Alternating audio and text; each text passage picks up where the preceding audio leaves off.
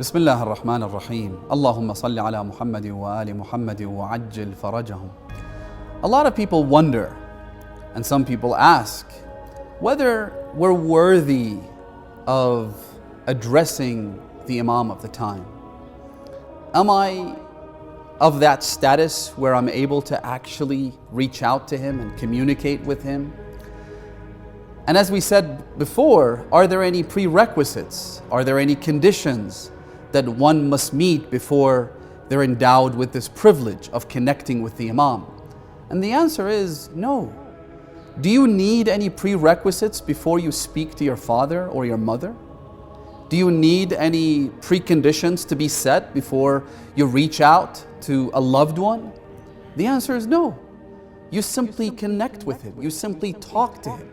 That's how it works, right? As a matter of fact, the Imam of the time has been described as such by our 8th Imam Ali ibn Musa al-Rida alayhi alaf al-tahiyyati was-salam, who says, Al-Imam al-Anis al-Rafiq wal-Abu al-Shafiq wal-Akhu al-Shaqiq. The Imam is like a loving, compassionate father. The Imam is like your best friend. He's like your brother from the same set of parents. And so to reach out to him, to connect with him, to speak to him, even to test him. Are you allowed to test him? The answer is yes, because whenever someone conducts a test, there's always a hypothesis. There's always this lingering belief that this will work.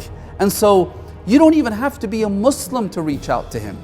If a non-Muslim came to see the Prophet or the Imams of the Ahlul Bayt, they never rejected them. Atheists would come and speak to the Imams, and the Imams would embrace them, welcome them, speak to them, try and guide them. And so there are no prerequisites whatsoever. Then why are we not able to connect with him? The answer to that is very simple.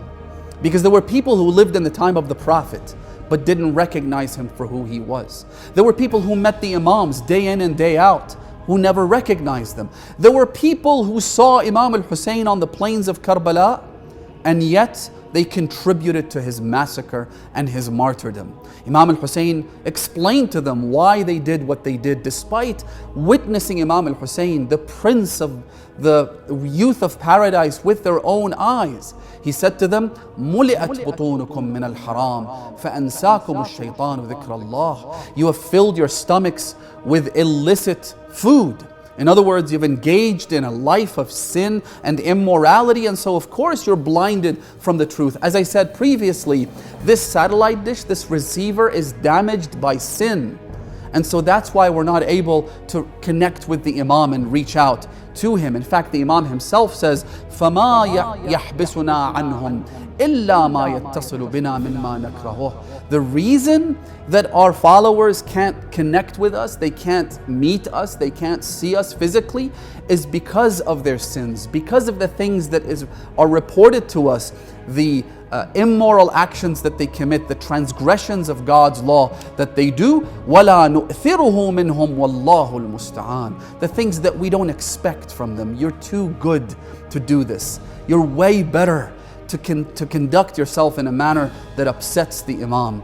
May the Imam be pleased with us by our good actions, inshaAllah.